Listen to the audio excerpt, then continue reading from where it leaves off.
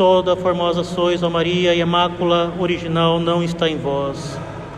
É justamente isso que ouvimos no Aleluia da missa de hoje, remetendo assim ao magnífico privilégio de Maria Santíssima, privilégio de ser a Imaculada. E assim, eis que celebramos hoje uma das mais belas festas de Nossa Senhora, a Imaculada Conceição de Maria Santíssima.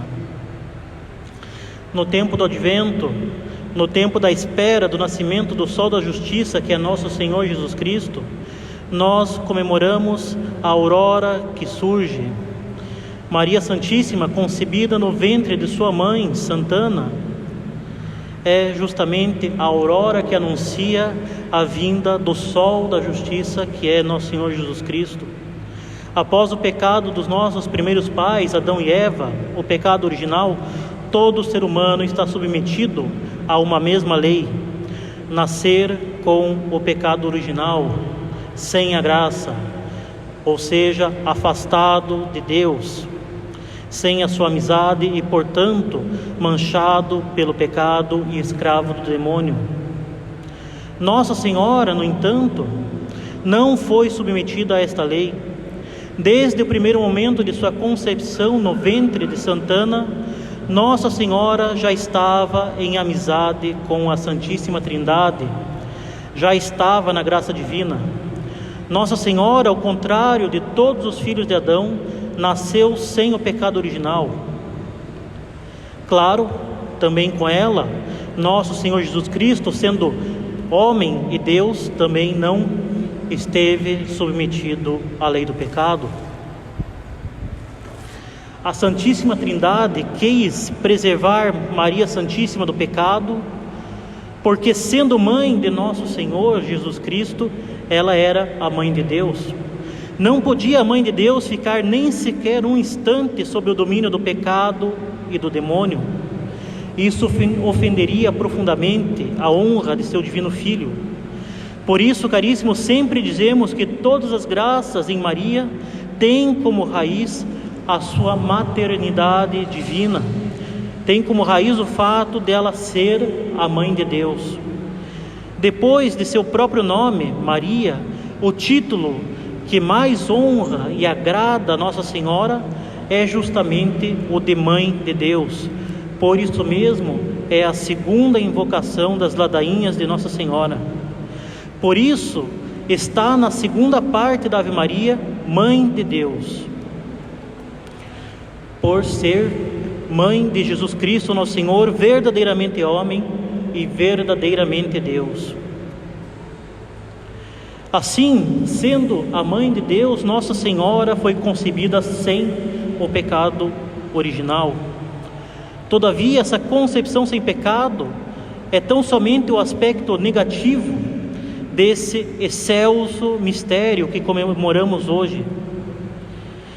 Devemos considerar também o aspecto positivo.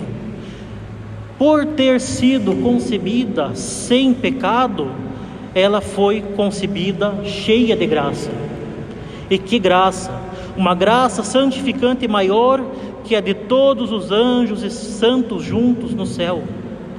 Deus faz tudo com ordem, medida e peso. Se Deus escolheu Maria para mãe do Verbo, Ele deve dar a ela as graças necessárias para exercer bem essa função de mãe de Deus. Ora, a função de mãe de Deus é tão sublime que a simples preparação para ela exige uma graça maior que a graça de todos os anjos e santos e de todos os homens, de todos os justos. No primeiro instante de sua concepção, Maria Santíssima possuía uma graça que nós não podemos nem medir, nem imaginar. A sua amizade e proximidade com Deus eram imensas. Todavia, caríssimos, Nossa Senhora, ao longo de sua vida nessa terra, a cada ato, progredia nas virtudes, progredia na caridade. Cada ato seu era mais perfeito e feito com uma maior caridade do que o anterior. Nossa Senhora avançava na caridade, no amor a Deus, em movimento acelerado. Nós mal podemos imaginar a perfeição das virtudes que habitava a sua alma no momento da sua concepção. Qual não será então a iminente santidade ao fim de sua vida?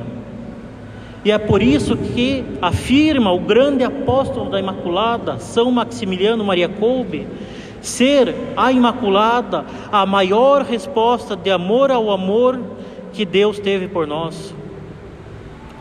Nossa Senhora foi a maior e mais perfeita reação à ação de Deus de nos salvar e dar o seu Filho unigênito por nós. A Imaculada é, de fato, a maior resposta de amor ao amor de Deus. E tudo ela fez com abundante e generosa caridade. Caríssimos, como nos dizem os santos, de Maria nunquam satis.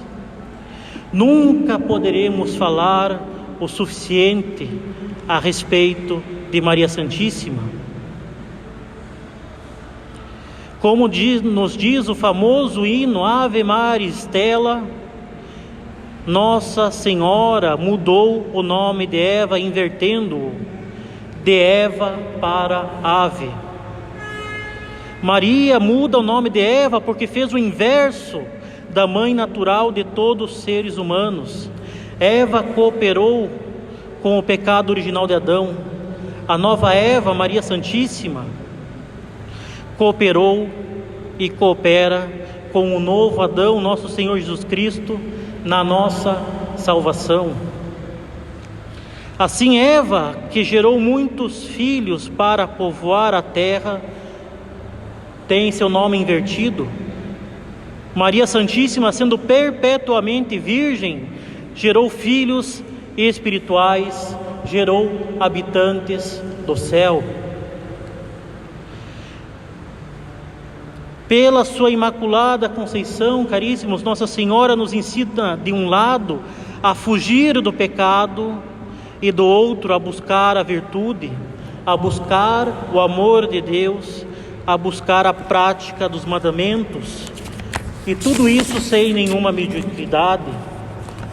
Tudo isso com uma grande e abundante generosidade correspondente ao amor que Deus teve por nós. É preciso, caríssimos, fazer essas duas coisas ao mesmo tempo.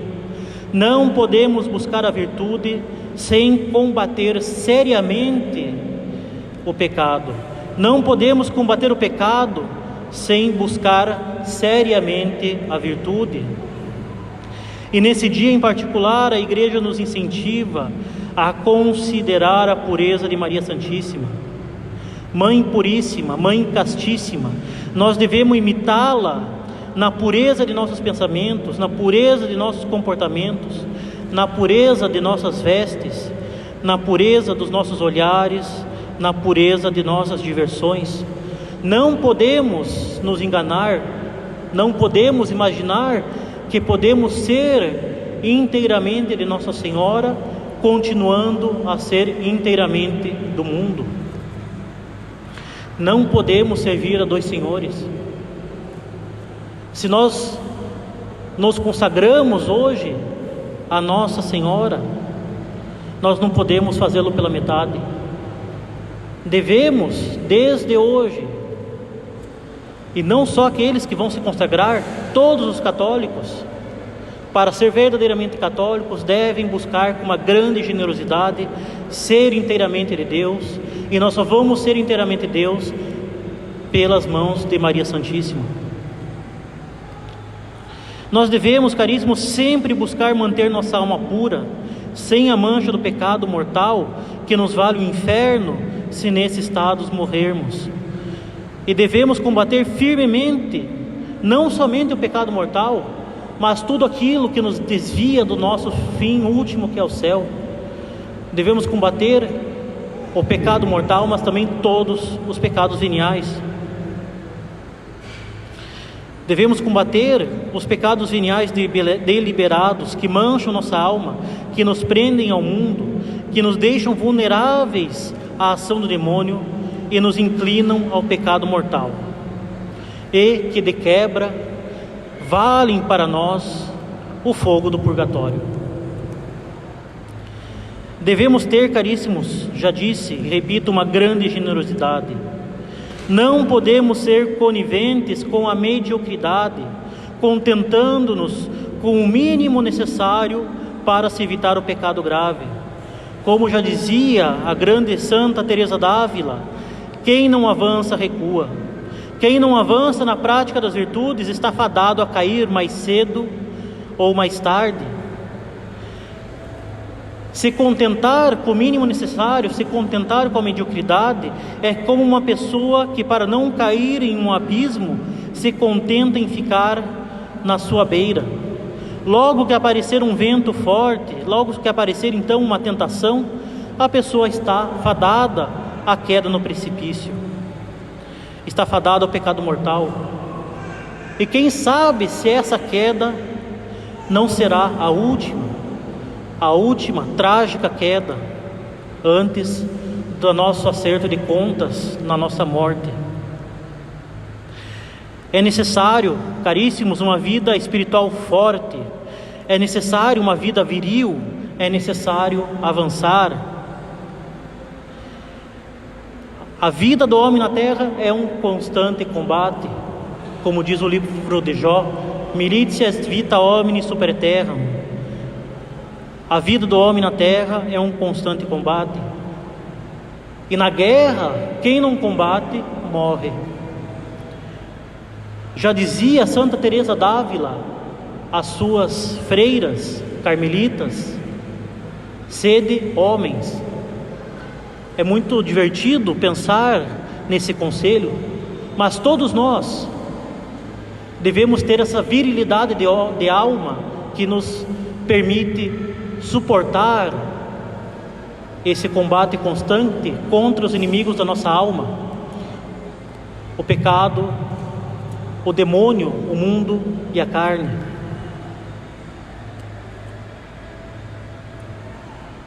É necessário, caríssimos, contemplar o céu e ter uma grande generosidade. Para termos essa generosidade, devemos recorrer justamente ao auxílio da Imaculada, a maior resposta de amor ao amor de Deus. Para termos tal pureza, recorramos sempre a ela, que em sua própria natureza, em sua natureza imaculada, já venceu o demônio e o pecado. Recorramos, caríssimos, sempre à Imaculada, ela que esmaga a cabeça do demônio. E tenhamos, por isso mesmo, a grande arma que ela nos deu para vencer os inimigos, para vencer o pecado, para vencer o mundo, para vencer o demônio e para vencer o inimigo mais próximo que nós temos de nós, que é a nossa própria carne. E esta grande arma para a nossa salvação é a espada do Santo Terço. O Santo Terço justamente que nos dá abundantes graças, que venceu já na época de São Domingos de Gusmão a heresia cátara, que já na época dos combates contra os turcos venceu a frota turca na batalha de Lepanto, e que justamente nos faz contemplar toda a história da nossa redenção e nos faz pedir tudo aquilo que nós devemos pedir a Deus nas orações do Pai Nosso e da Ave Maria. E recorramos sempre à confissão, façamos o bom propósito nessa grandiosa festa da Imaculada e nesse novo ano litúrgico que se inicia, de nos mantermos fiéis à confissão, não tolerando jamais permanecer em pecado mortal e jamais nos afastando dos sacramentos, já que não sabemos quando morreremos e compareceremos diante de nosso Deus para prestar conta de todas as graças que Ele nos deu.